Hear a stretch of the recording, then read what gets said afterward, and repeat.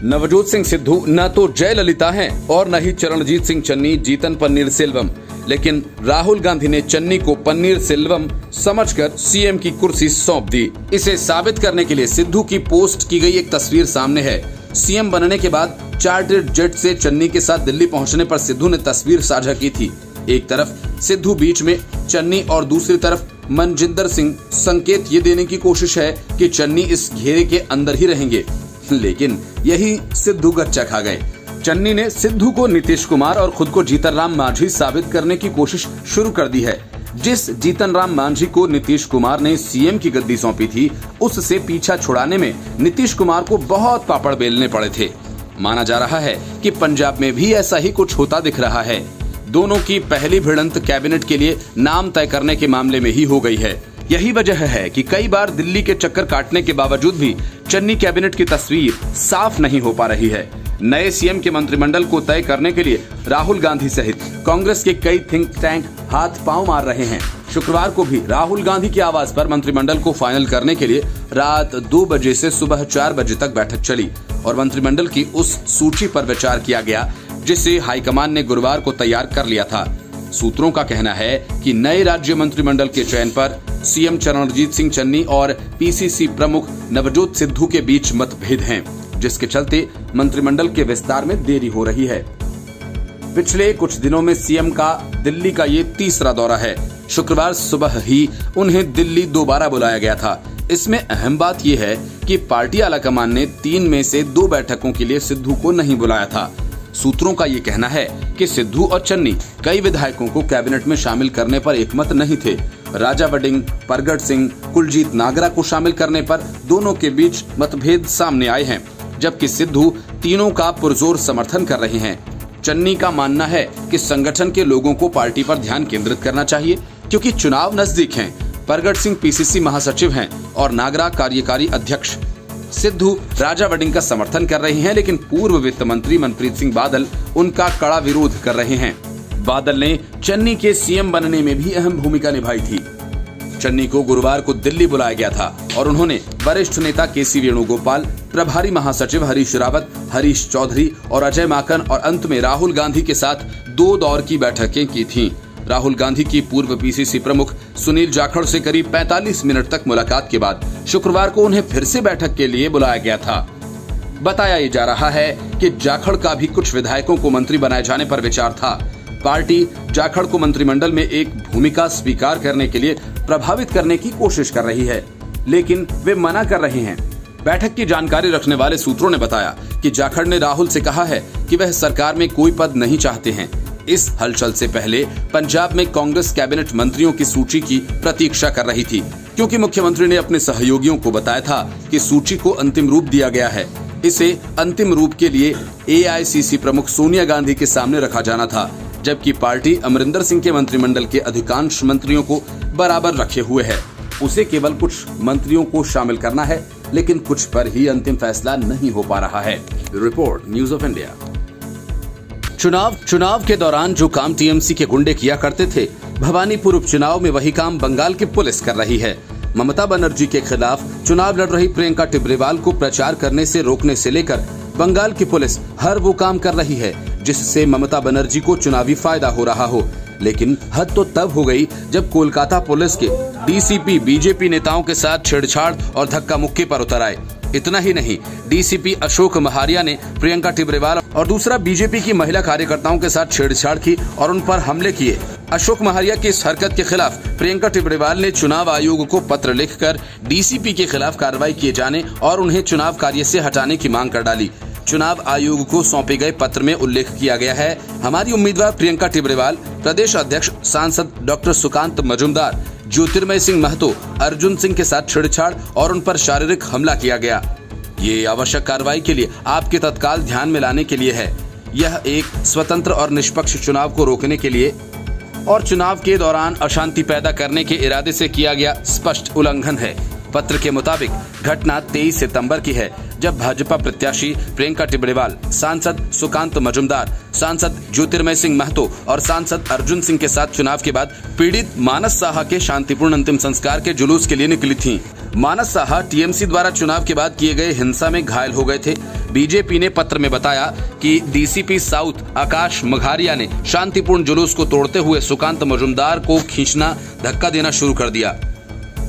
उसी अधिकारी ने प्रियंका टिबड़ेवाल और वहां पर उपस्थित महिलाओं के साथ भी अनुचित तरीके से छेड़छाड़ की। पत्र में कहा गया है कि सत्ता में बैठी पार्टी के इशारे पर काम कर रहे एक सिविल सेवक द्वारा इस तरह का गैर कानूनी व्यवहार हर गर्वित भारतीय का मनोबल तोड़ता है। बीजेपी की मांग है कि आकाश मघारिया और मौके पर मौजूद कोलकाता पुलिस के अन्य अधिकारियों की पहचान की जाए और उन्हें तुरंत चुनावी ड्यूटी से हटाया जाए। उन्होंने अधिकारियों को निलंबित करने की भी मांग की।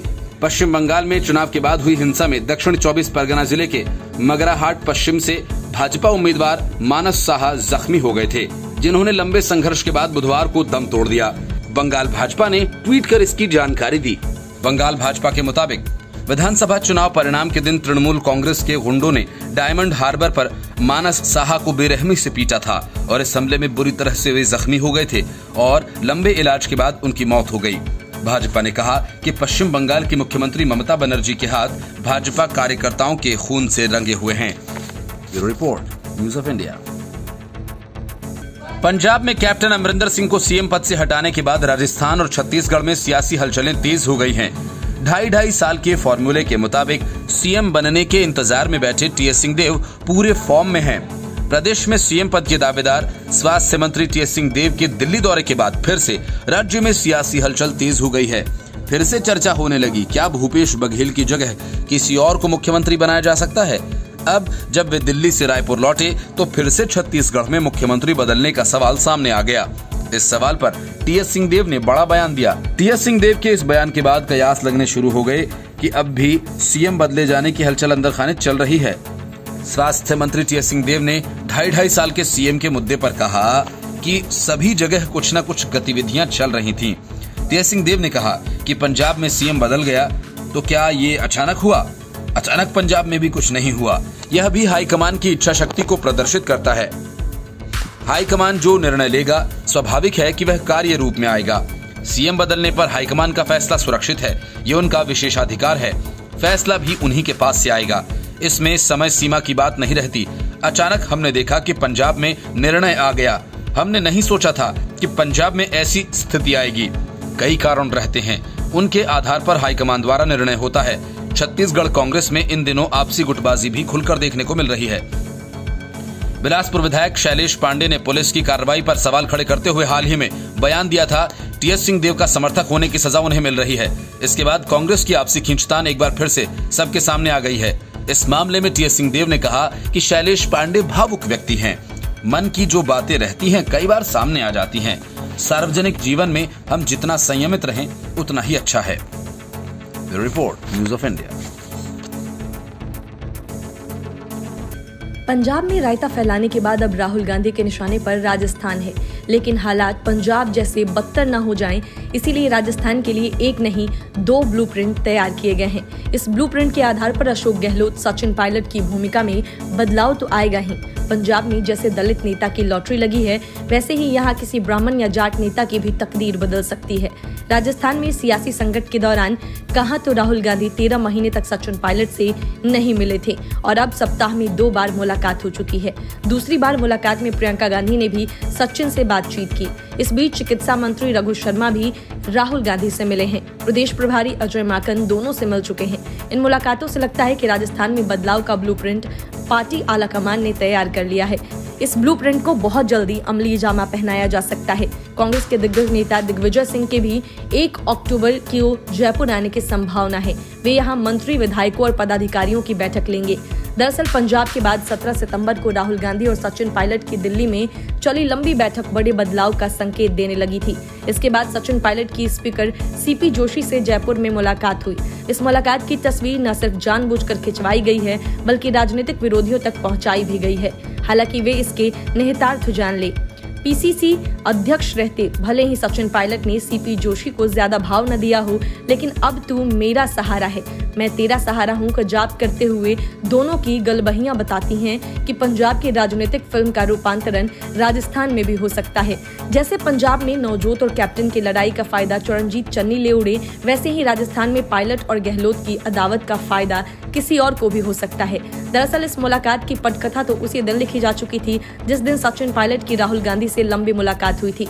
इसमें 3 ही मुद्दों पर खास बात हुई: संगठन और सत्ता में बदलाव और खुद सचिन की भविष्य की भूमिका पर मंथन हुआ। संगठन में बदलाव के मायने यह निकाले जा सकते हैं कि शिक्षा मंत्री और प्रदेश अध्यक्ष गोविंद सिंह डोटासरा की कुर्सी को खतरा हो सकता है। सत्ता में बदलाव उन मंत्रियों की छुट्टी होगी जिनका काम जनता और प्रदेश प्रभारी अजय माकन को पसंद नहीं आया, या फिर जुलाई के अंतिम सप्ताह में हुई रायशुमारी में विधायक जिन मंत्रियों के खिलाफ नजर आए, इसमें कामराज प्लान लागू हो सकता है, यानी काम के मंत्री ही राज में रहेंगे और बाकी को संगठन के काम में लगाया जाएगा।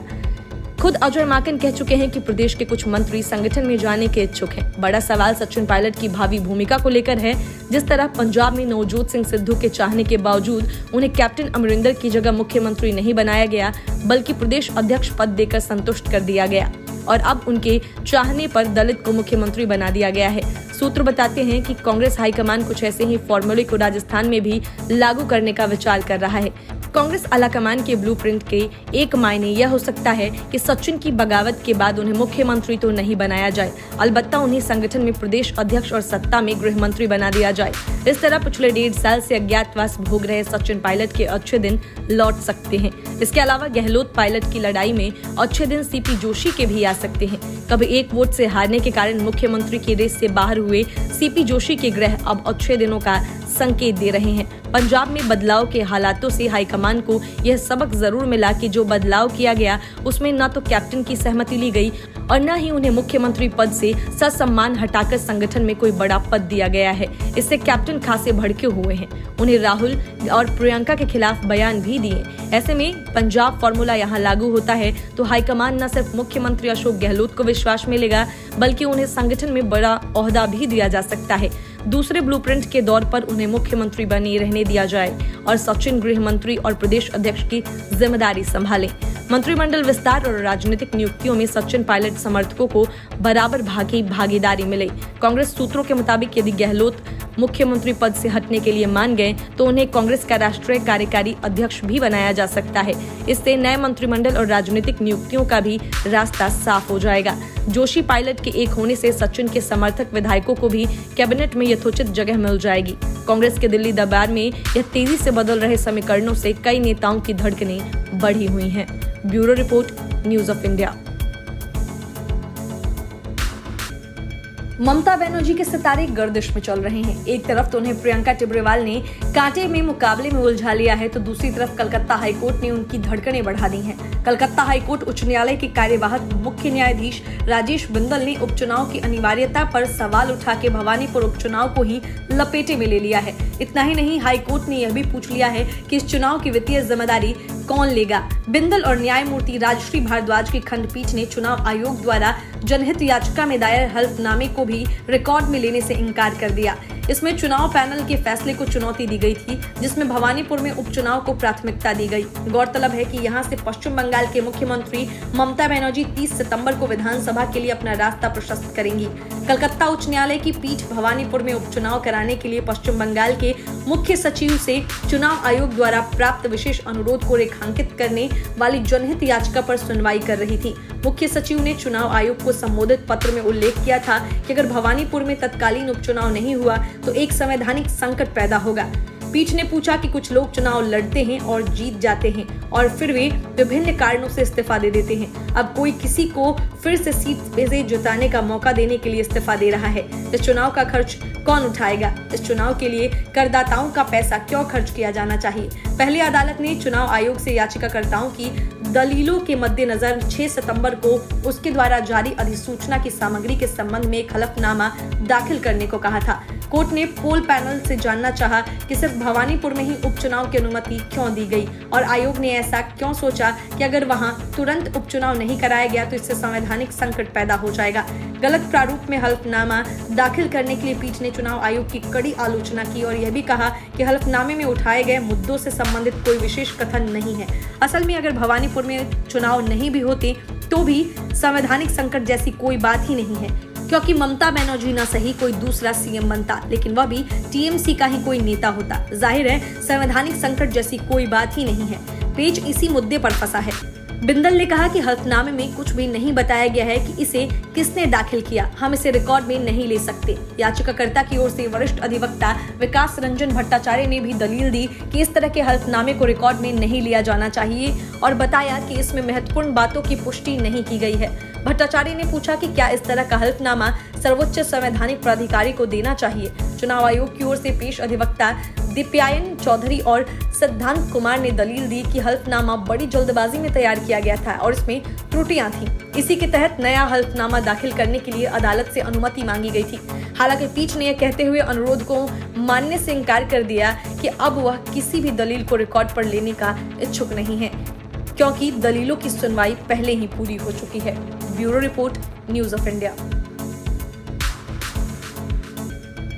नवजोत सिंह सिद्धू के पास अपना पंजाब मॉडल है या नहीं, लेकिन पिछले दिनों उन्होंने इसकी खूब चर्चा की थी। चन्नी सीएम बने तो सिद्धू यह मानकर चलने लगे कि सुपर सीएम तो वे ही हैं। अब उनका पंजाब मॉडल भी लागू हो जाएगा, लेकिन सिद्धू से ज्यादा पढ़े लिखे चरणजीत सिंह चन्नी ने जो तेवर दिखाने शुरू कर दिए हैं, उससे तो लगता है कि सिद्धू सुपर सीएम का सपना तो खैर देखे ही नहीं। और रही पंजाब मॉडल की बात, तो उसके बदले चन्नी के पास अपना रोड मैप है। मतलब कि कैप्टन से गिरे सिद्धू चन्नी पर अटके। चरणजीत सिंह चन्नी सबसे ज्यादा पढ़े लिखे सीएम हैं। उन्होंने राजनीति शास्त्र में एमए किया है, उनके पास एमबीए की डिग्री है, वो लॉ ग्रेजुएट हैं और अब पीएचडी कर रहे हैं। उनका विषय भी बेहद दिलचस्प है। भारतीय राष्ट्रीय कांग्रेस। पंजाब के नए मुख्यमंत्री चरणजीत सिंह चन्नी न केवल पंजाब के सबसे शिक्षित मंत्री हैं, बल्कि उन्हें अब 2022 के चुनाव में कांग्रेस के लिए एक्स फैक्टर के तौर पर देखा जा रहा है। इसीलिए सिद्धू यह सोच रहे हों चुनाव जीतने के बाद चन्नी सीएम की कुर्सी उन्हें तश्तरी में रखकर सौंप देंगे, तो यह शायद उनकी बड़ी गलती होगी। पंजाब में चंडीगढ़ से पटियाला और संगरूर से लुधियाना और फिर जालंधर से अमृतसर, आप जहां भी जाएंगे हर तरफ सड़क के किनारे आपको चन्नी के पोस्टर दिखेंगे। कुछ लोगों का कहना है कि कांग्रेस की ओर से एक कदम देर से उठाया गया। भारी सत्ता विरोधी लहर के बीच चुनाव से ठीक 5 महीने पहले कैप्टन अमरिंदर सिंह की जगह एक नए सीएम को मैदान में उतारा गया है। हालांकि भाजपा दूसरे राज्यों में बहुत पहले से ऐसा करती आ रही है। कुछ लोगों का कहना है कि चन्नी एक एक्सीडेंटल सीएम है और सत्ता में वापसी के लिए पार्टी के लिए सबसे अच्छा दाव है। अगर ऐसा होता है तो चन्नी यहाँ लंबी पारी खेल सकते हैं। पंजाब में पार्टी के एक वरिष्ठ नेता ने कहा कि अगर कांग्रेस जीतती है तो कोई गरीब शिक्षित दलित चेहरे को सीएम के पद से कैसे हटाएगा। कपूरथला में चन्नी ने कहा कि मेरे पास पंजाब को आगे ले जाने का रोड मैप है, मैं इसे कुछ समय में तैयार कर रहा हूँ। चन्नी का कहना है कि वो 5 महीने के भीतर 1 लाख और सरकारी नौकरियां पैदा करना चाहते हैं। राज्य में नौकरियों की आउटसोर्सिंग को रोकना चाहते हैं, शिक्षा पर बड़ा ध्यान केंद्रित करना चाहते हैं और पंजाब को आगे ले जाना चाहते हैं। उनके करीबी लोगों का कहना है कि चन्नी ने तत्कालीन बादल सरकार द्वारा हस्ताक्षरित विवादास्पद बिजली खरीद समझौते को रद्द करने की योजना भी मांगी है और बड़ी मछलियों के खिलाफ बेअदबी और नशीली दवाओं के दुरुपयोग के मामले में कार्रवाई के साथ आगे बढ़ना चाहते हैं। हालांकि चन्नी के लिए सबसे बड़ी चुनौती उनके अपने प्रदेश पार्टी अध्यक्ष और 2022 में आने वाले मुख्यमंत्री की कुर्सी के दावेदार नवजोत सिंह सिद्धू हो सकते हैं। अब तक राजनीतिक हलकों में यह धारणा है कि सिद्धू सुपर सीएम के रूप में काम कर रहे हैं। सिद्धू ने सुखजिंदर रंधावा के एक जाट सिख चेहरे को सीएम चुने जाने पर आपत्ति जताई थी। रंधावा जैसा मजबूत चेहरा उनके लिए 2022 में सीएम के रूप में रास्ता नहीं बना सकता है। सिद्धू वास्तव में विधायक अमर सिंह को मुख्यमंत्री बनाना चाहते थे, जो कभी उनके निजी सहायक भी थे।